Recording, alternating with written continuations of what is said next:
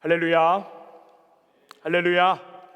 우리 선하신 주님의 자비와 은혜와 평강이 온 교우들 가운데, 특별히 우리들 삶 가운데 임하기를 간절히 원합니다. 승천하신 주님을 간절히 기다리는 우리에게 주님의 소망이 임하기를 간절히 원합니다. 여러분, 평안한 한 주 보내셨는지요? 잘 지내셨나요? 네, 주중에 또 쉬는 날이 있어서 쉼을 가지신 분도 계시고, 또한 쉼 없이 달리신 분들도 계실 것 같습니다. 저와 제 아내는요, 요즘에 정신없는 시간을 좀 보내고 있습니다. 왜 그러냐면 3명의 아이들과 함께 시간을 보내기 때문에 아주 정신없는 매일의 시간들을 보내고 있습니다. 국적이나 아이들을 보면요, 참 소소한 웃음이 생기기도 하지만 아이들이 싸우기라도 하면 가정은 참 복잡하고 소란스러워집니다. 특별히 첫째와 둘째의 나이가 차이가 많이 나서 덜 싸우지 않느냐라고 물어보시는 분들도 계시는데, 아이들의 모습을 보면 참 형제자매는 태생적으로 경쟁하고 비교하는 그런 대상인 것만 같습니다. 그걸 싸울 때마다, 또한 서로 비교할 때마다 저는 아이들에게 이런 이야기를 하거든요. 너는 언니 또는 동생과 상관없이 넌 너무 사랑스럽고 넌 너무 예뻐라는 이야기를 하는데, 우리 아이들의 귀와 마음에는 전혀 느껴지지 않는 것만 같습니다. 분명히 저는 저희 자녀들에게 비교하고, 또한 우월감을 가지고, 또한 열등감을 가지라라고 하는 그런 가르침을 가르쳐 준 적은 없지만, 아이들은 참 신기하게도요, 사랑과 관심을 쟁취하려고만 합니다. 아이들의 모습을 보면서 성경 속 인물들의 모습이 떠올랐습니다.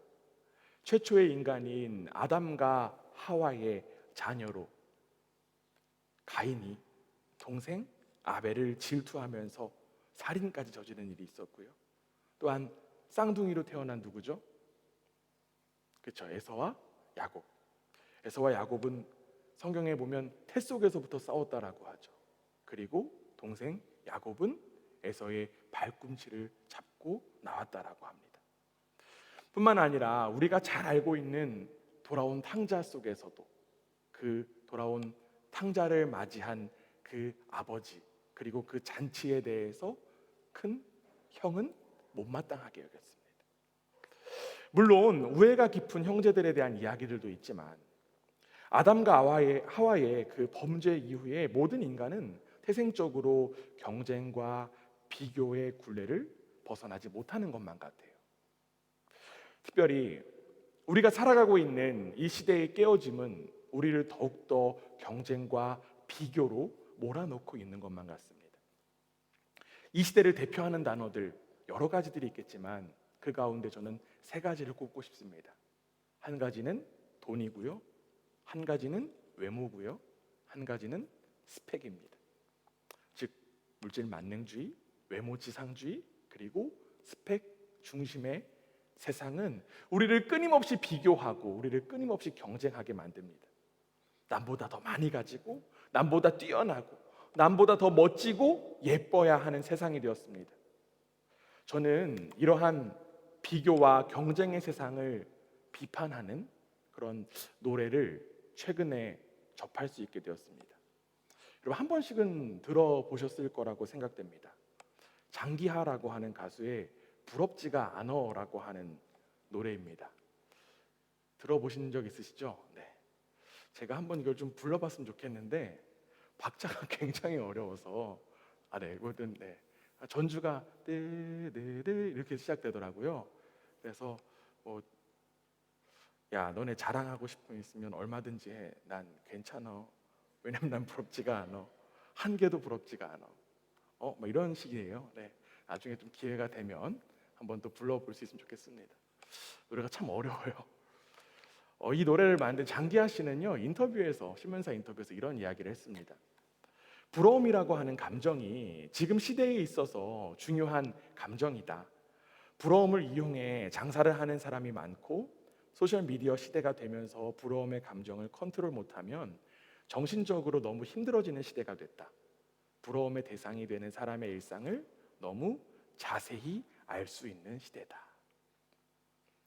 부러움은 결국 비교와 경쟁으로 발생하는 감정입니다.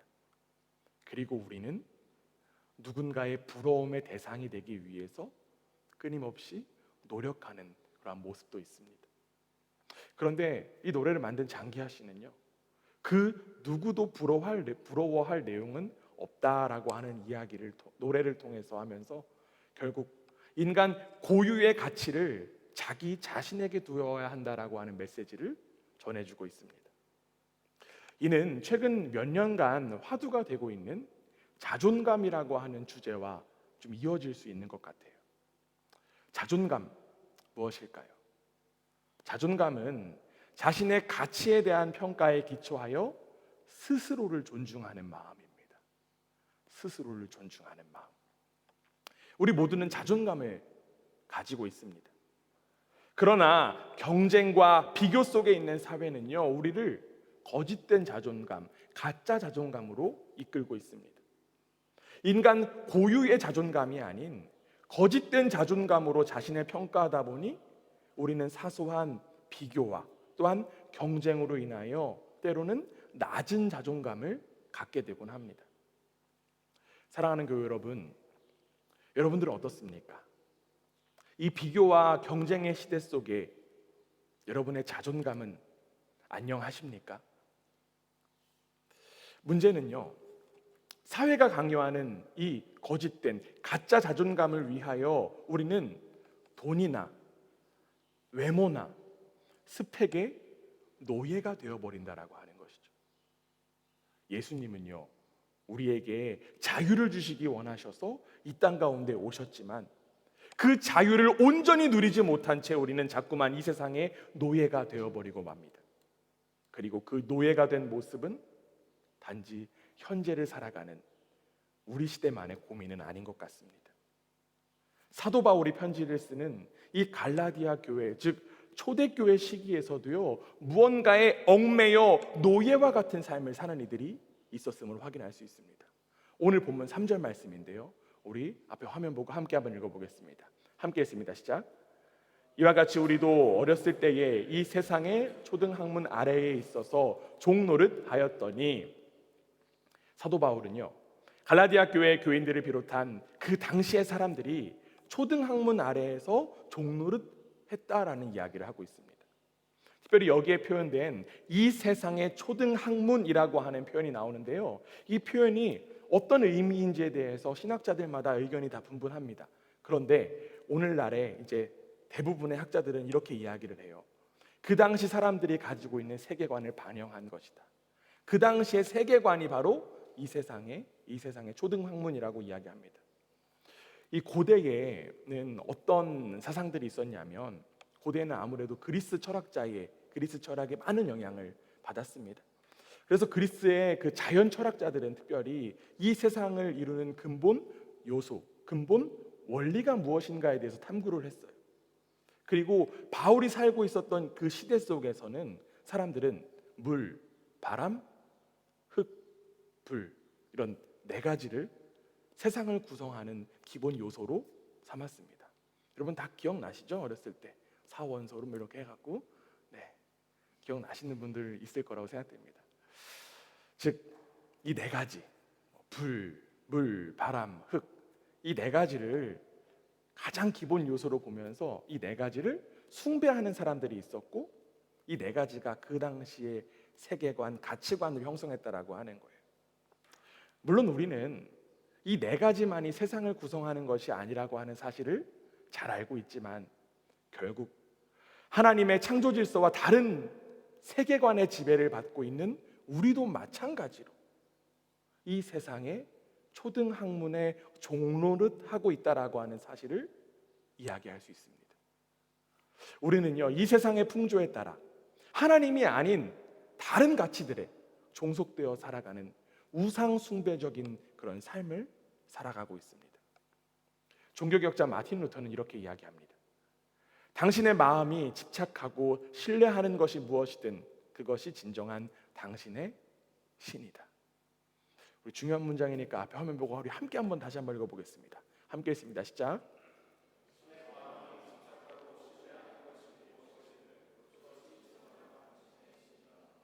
감사합니다. 우리는 이 세상의 가치에 잠식을 당하면서 자연스럽게 하나님보다 물질, 외모, 스펙을 추종하며 살아가고 있습니다. 물론 이러한 것들이 우리가 살아가는데 참 중요한 요소들이에요. 그런데 문제는 이러한 것들을 열심히 추종하다 보면 자신도 모르게 이러한 세상의 가치를 하나님보다 신뢰하게 된다라고 하는 것이죠. 하나님을 믿고 하나님을 따르는 것 물론 가지고 있지만 그 가운데 나에게 이러한 가치도 중요해, 이런 것도 내 인생에 너무나도 중요해 라고 여기는 그러한 모습들, 이러한 모습은요, 하나님도 믿고 바알신도 믿는다라고 하는 구약에 나오는 종교 혼합주의의 모습과도 비슷합니다. 결국 이러한 모습은요, 예수 그리스도의 은혜로 이미 얻은 자유와 해방을 지워버리고 다시 노예적인 삶으로 돌아가는 모습에 불과한 것이죠. 사랑하는 교회 여러분, 여러분들의 삶은 어떻습니까? 여러분은 예수 그리스도께서 허락하신 자유와 기쁨을 온전히 누리고 있으십니까? 아니면 여전히 이 세상의 가치에 종살이하며 살아가고 있으십니까? 여전히 거짓된 자존감으로 다른 사람의 부와 명예와 외모와 스펙을 부러워하거나 부러움을 유발하는 것, 이러한 모습들, 노예적인 그 노예의 삶의 모습일 뿐입니다. 사도 바울은요, 로마서 8장 2절에서 이렇게 고백합니다. 이는 그리스도 예수 안에 있는 생명의 성령의 법이 죄와 사망의 법에서 너를 해방하였음이라. 우리는 예수 그리스도의 생명 안에서 이미 해방된 이들입니다. 아멘입니까? 우리는 예수 그리스도 안에서 자유를 얻은 이들입니다. 그 어느 것도 여러분들을 죄와 사망의 법으로 이끌어 갈 수 없습니다. 이미 허락된 예수 그리스도의 은혜 안에서 참된 자유를 누리는 복된 우리 모두가 되기를 주님의 이름으로 간절히 부탁드립니다.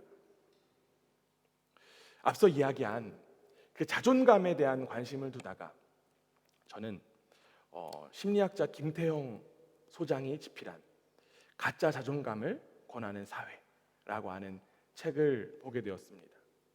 그 책에서는요, 우리 시대에 자존감의 문제가 심각해진 직접적인 원인에 대한 이야기를 하고 있는데 그 원인을 이렇게 꼽고 있습니다. 그 원인은 바로 부모다. 부모가 유년기부터 자식을 무조건적으로 사랑해주지 못하기 때문에 나타나는 현상이고, 그로 인해서 아이들이 자존감이 온전히 형성되지 못했다라고 하는 것이죠. 무조건적인 사랑을 받은 아이들은요, 나는 사랑받을 가치가 있다라고 하는 무의식적인 신념을 갖게 됐다라고 합니다. 그러나 반대로 조건적인 사랑을 받은 아이는 나는 사랑받기에 부족한 존재라고 하는 무의식적인 신념을 갖게 된다라고 해요. 낮은 자존감과 또한 가짜 자존감으로 힘들어하고 있는 분들이 계시다면 여러분들의 부모님을 탓하라는 그런 이야기는 결코 아닙니다. 저는 반대로 건강한 자존감을 형성할 수 있는 무조건적인 그 사랑을 우리가 지금 받고 있고 우리가 이미 받았음을 이야기하고 싶습니다. 그리고 그 무조건적인 사랑이 우리를 종노릇하는 데서 해방시켜 줄 것을 우리는 믿습니다. 그 무조건적인 사랑은 무엇입니까? 우리에게 건강한 자존감을 허락해 주는 그 사랑, 누구의 사랑입니까? 바로 하나님의 사랑입니다. 사도 바울도 이 세상의 초등학문에 얽매인 노예적 삶에서 벗어남에 대해서 지금 이렇게 이야기를 하고 있습니다. 오늘 보면 4절, 5절 말씀인데요, 2절 말씀 함께 읽습니다. 시작. 때가 참에 하나님이 그 아들을 보내사 여자에게서 나게 하시고 율법 아래에 나게 하신 것은 율법 아래에 있는 자들을 속량하시고 우리로 아들의 명분을 얻게 하려 하심이라. 아멘. 바울은요, 이전에 종살이하고 있는 이들을 자유롭게 하는 사건이 있음을 이야기합니다. 그 종살이하던 이들에게 자유를 허락한, 해방을 허락한 그 사건이 무엇입니까? 바로 그리스도의 오심에 대한 이야기를 하고 있어요. 아까도 말씀드렸지만 예수 그리스도께서는요, 우리에게 자유를 허락하시기 위하여서 이 땅 가운데 오신 하나님의 무조건적인 사랑의 결정체입니다. 예수님만이 우리에게 참된 자유를 허락해 주실 수 있는 분이에요. 특별히 지금 5절에 나온 속량하다라고 하는 표현은요, 노예의 적정가를 치러 주인에게 노예를 해방시킨다는 그런 의미입니다. 즉 노예인 우리를 해방시키기 위해서 하나님은 값을 지불하셨어요. 근데 그 값이 얼마입니까? 그 값이 얼마죠? 설마 숫자 생각하시는 거 아니겠죠? 네, 숫자로 매길 수 없는 예수 그리스도라고 하는 값입니다. 예수님은요, 이렇게 말씀하셨습니다. 요한복음 8장 36절에 이렇게 되어 있습니다. 그러므로 아들이 너희를 자유롭게 하면 너희가 참으로 자유로우리라. 죄와 세상에 노예된 삶에서 우리를 해방시키기 위해서 오신 예수 그리스도가 바로 자유가 허락된 우리의 존재, 우리의 자존감의 근원이 된다라고 하는 것입니다. 안타깝게도 이 세상에서 부모의 무조건적인 사랑은요, 부의 문제와 연관이 많이 있는 것 같아요. 그렇기 때문에 부모님께 무조건적인 사랑을 받지 못한 것을 모조리 부모님 탓으로만 하는 것 옳은 것 아닙니다. 이 세상의 구조가 그렇습니까? 우리 사회적 구조 가운데 크나큰 병폐는요, 부가 세습되는 것입니다. 그리고 그 세습은 자연스럽게 스펙까지도 이어져 가고 있습니다. 몇 해 전 한 대학생이 이러한 유언을 남기고 운명을 달리했습니다. 정신적 귀족이 되고 싶었지만 생존을 결정하는 수저 색깔이었다. 안타까운 이야기이지만 이는 현재 우리가 살고 있는 시대를 고스란히 나타내고 있는 것만 같습니다. 이제 우리에게 너무나도 익숙해요. 너무나도 익숙한 표현이죠. 금수저, 은수저, 흑수저. 제가 찾아보니까 이런 수저뿐만 아니라 엄청나게 많은 수저들이 있더라고요. 여러분 들어보셨는지는 모르겠습니다. 플라티늄 수저, 다이아몬드 수저, 노수저, 플라스틱 수저에 대한 이야기까지 나옵니다. 어떤 수저를 물고 태어나느냐에 따라서 인생이 결정된다라고 하는 이야기, 이제는 너무나도 당연한 이론인 것처럼 느껴지기도 합니다. 아무리 뛰어난 재능이 있어도, 아무리 뛰어난 능력이 있어도 수저 색깔의 현실 속에 좌절하고 있는 청년들이 너무나도 많습니다.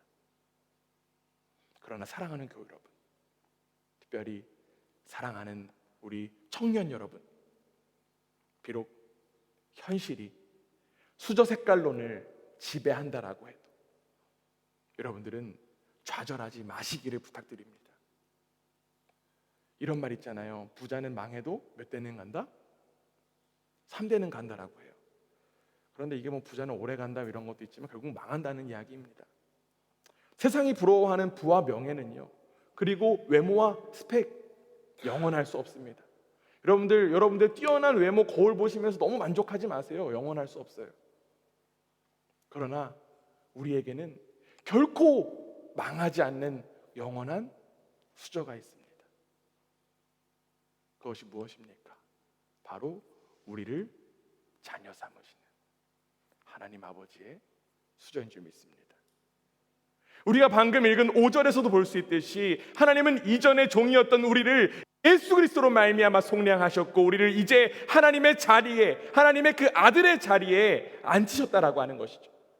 즉 우리는 하나님의 자녀입니다. 하나님의 자녀라고 하는 그 자격은요, 예수 그리스도와 맞바꾼 자리입니다. 하나님의 무조건적인 사랑이 나타난 그 자리가 바로 우리의 자리입니다. 그래서 그 자리가 바로 이 세상의 수저론에서 우리를 자유롭게 하는 우리의 진정한 자존감의 자리가 될 줄 믿습니다. 여러분의 자존감의 근거는 바로 하나님의 무조건적인 사랑에서 비롯됨을 믿음으로 받아들이고 주님의 이름으로 세상 가운데 굳게 서는 우리 모두가 되기를 주님의 이름으로 간절히 부탁드립니다. 더 나아가 사도 바울은요, 이렇게 고백하고 있어요. 오늘 본문 6절 말씀 우리 앞에 화면 보고 함께 읽어보겠습니다. 함께 있습니다. 시작.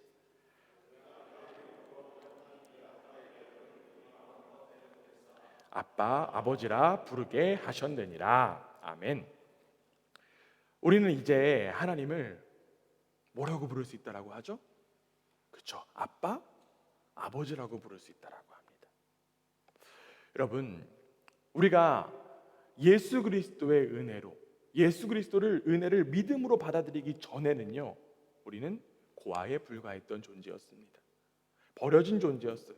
세상에 종살이하던 그러한 존재였습니다. 그러나 우리에게는 이제 예수 그리스도의 은혜가 허락되었기 때문에 하나님을 친근하게 아빠, 아버지라고 부를 수 있는 축복이 허락되었습니다. 그런데 여러분, 그냥 아빠, 아버지라고 부르는 건 아닙니다. 6절에 보면요, 6절을 헬라어 원어로 보면요, 크라존이라고 하는 표현이 나오는데요. 이 표현이 무엇이냐면 가슴 터질 듯 크게 소리 외치는 것을 의미해요. 그러니까 아빠, 아버지를 가슴 터질 듯 크게 외친다라고 하는 것입니다. 우리는 하나님의 자녀된 우리는요, 하나님을 아빠, 아버지라고 정말 깊은 감정을 가지고 크게 부를 수 있게 되었다라고 하는 것이죠. 이전에 고아였던 나의 슬픔을 딛고, 또한 이전에 노예였던 나의 서름을 갖고, 우리는 정말 북받쳐 오르는 감정을 가지고 하나님을 향해 아빠, 아버지라고 부를 수 있게 된 것입니다. 여기에 나온 아빠라고 하는 표현, 우리가 정말 사용하는 아빠라는 그런 의미와 동일하지만 이는요, 사실 아람어에서 아빠라고 하는 표현에서 나온 것입니다. 참 신기해요. 그 아빠와 우리가 쓰는 아빠가 동일하다라고 하는 것이요. 이 아빠, 아람어 아빠라고 하는 이 표현에 흥미로운 점이 또 한 가지 있습니다. 지금 사도 바울이 편지를 누굴 향해서 쓰고 있죠? 그렇죠, 갈라디아 교회를 향해서 쓰고 있습니다. 이 갈라디아 교회의 사람들은요, 당시 헬라어를 사용하고 있었습니다. 그래서 편지를 당연히 헬라어로 작성을 했습니다. 그런데 사도 바울이 지금 이 헬라어를 쓰고 있는 중간에 갑자기 아람어 아빠라고 하는 단어를 쓴 것입니다. 왜 사도 바울은 굳이 이 헬라어로 쓰는 편지 가운데 아람어 아빠라고 하는 표현을 사용했을까요? 이 아빠라고 하는 단어에 대해서 여러분 혹시 보시거나 기억나는 장면이 있으신지요? 예수님께서 십자가에 달리시기 전에 겟세마네 동산에서 예수님은 하나님께 기도하시면서 이러한 고백을 하셨습니다. 마가복음 14장 36절인데요. 이르시되 아빠, 아버지여, 아버지께는 모든 것이 가능하오니 이 잔을 내게서 옮기시옵소서. 그러나 나의 원대로 마시고 아버지의 원대로 하옵소서. 바울은요, 지금 예수님께서 사용하신 그 아빠라고 하는 이 아람어를 그대로 사용하면서 예수님께서 하나님을 향해서 아버지라고 불렀던 그 권리와 권한을 우리에게 그대로 이양한 것입니다. 우리가 그대로 그것을 물려받았다라고 하는 것이에요. 하나님과 가장 가까우신 분이 바로 예수님이잖아요. 하나님과 가장 가까우신 그 예수님처럼 우리도 하나님을 향해서 친밀하게 부를 수 있다라고 하는 것입니다. 우리에게는 하나님의 그 독생자 예수 그리스도의 자리라고 하는 축복이 허락되었습니다. 우리는 그 축복이 허락되었으면 어떻게 해야 될까요? 축복을 누려야 돼요. 사용해야만 합니다. 죽음을 앞두고 예수님께서 아빠, 아버지라고 기도하셨던 것처럼 우리도 하나님을 향해, 이 두려움이 가득한 세상을 향해 아빠, 아버지라고 외치며 기도할 수 있어야만 합니다. 우리도 하나님을 향해 아빠, 아버지라고 간곡하게 부르짖을 수 있어야만 합니다. 우리에게 그 허락된 축복, 그 부름의 축복, 기도의 축복을 우리는 누릴 수 있어야만 합니다.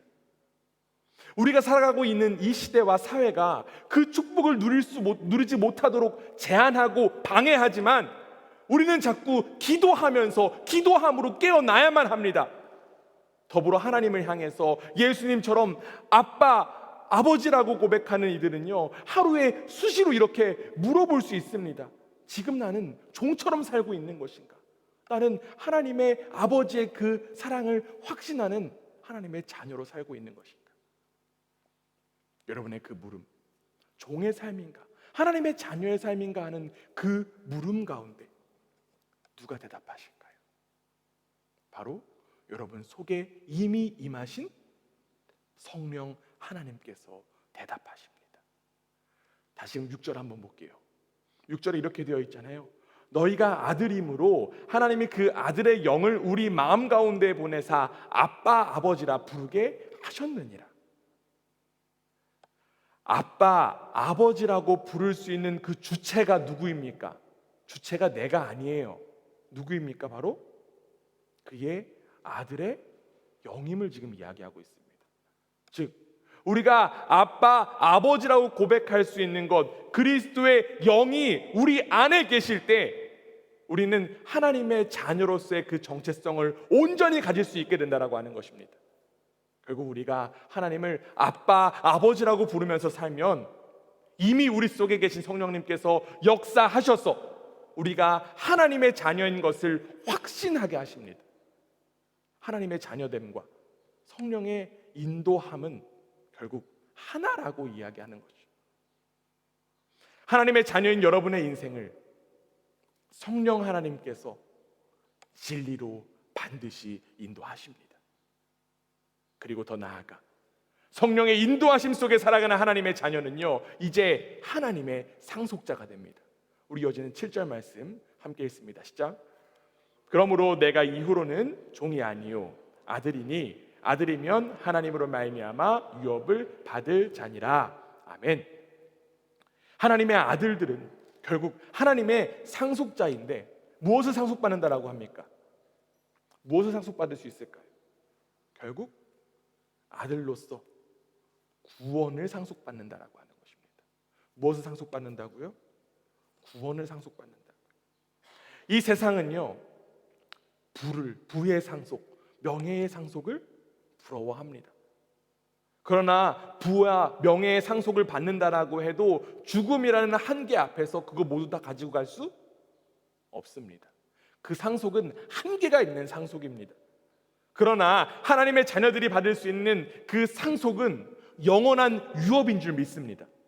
나의 아빠이신 하나님께서 영원한 생명인 구원을 우리 가운데 유업으로 허락하셨어요. 하나님의 유업을 받아야 할 예수 그리스도가 우리를 대신해서 죽으셨기 때문에, 하나님의 독생자이신 그 예수 그리스도가 우리를 위해서 죽으셨기 때문에 우리에게 그 독생자의 유업이 허락된 거예요. 그 사실을 믿음으로 받은 사람은 이제 하나님 나라의 금수저, 아니라 하나님 나라의 플라티늄 수저보다 더욱더 귀한 인생을 살아갈 수 있는 것입니다. 이 세상에서 더욱더 담대하고 당당히 살아갈 수 있는 것입니다. 왜냐하면 여러분들에게 그 예수 그리스도의 유업이 허락되었기 때문에 그렇죠. 그렇기 때문에 여러분들 어떠한 가치도 여러분을 무너뜨릴 수 없습니다. 우리의 자존감의 근거는 바로 가장 귀한 예수 그리스도의 생명이기 때문입니다. 우리 이렇게 한번 선포했으면 좋겠습니다. 내가 바로 하나님의 상속자입니다. 네, 안 하시는 분들은 상속 받으시지 않으려고 하시는 것 같은데 다시 한번 해볼게요. 내가 바로 하나님의 상속자입니다. 네. 이건 안 따라하시죠? 네. 20세기에 최고의 설교가라고 일컬어지는 마틴 로이드 존스는요, 이렇게 이야기했습니다. 크리스천들이 세상과 다를수록 더 환한 세상의 빛이 될 수 있다. 복음의 영광은 교회가 세상과 완전히 다를 때 세상을 강하게 끌어당긴다. 어쩌면 이 세상이 경쟁과 비교로 인하여서 어둡고 암담한 이유는 우리에게 빛이 없기 때문입니다. 우리가 세상을 향해 빛나는 빛이기보다 세상으로부터 만들어진 산물처럼 보일 때가 많기 때문에 세상이 더욱더 어둡고 또한 우리의 존재도 더욱더 흔들리는 것뿐입니다. 이 세상은 물질과 외모와 스펙을 가지고 비교하고 경쟁하는 세상이지만 하나님의 자녀인 우리는 다른 가치로, 즉 하나님 나라의 가치로 살아가야 할 줄 믿습니다. 하나님의 자녀인 우리는요, 하나님을 향해서 아빠, 아버지라고 하는 부를 수 있는 그 권세가 허락되었기 때문에 우리는 이 세상 가운데 그 하나님께서 주시는 그 건강하고 든든한 자존감으로 우뚝 설 수 있습니다. 하나님의 다스림을 신뢰하는 하나님 나라의 백성인 우리의 그 자유로운 발걸음을 통해 경쟁과 비교로 인하여 경직된 이 세상 가운데 희망이 전하게 되기를 주님의 이름으로 간절히 원합니다. 하나님의 사랑과 은혜로 허락된 그 건강하고 든든한 자존감을 가지고 이 세상 가운데 하나님의 창조를 회복하는 데 귀한 쓰임 받는 우리 그라치 반석교회가 되기를 주님의 이름으로 축원합니다.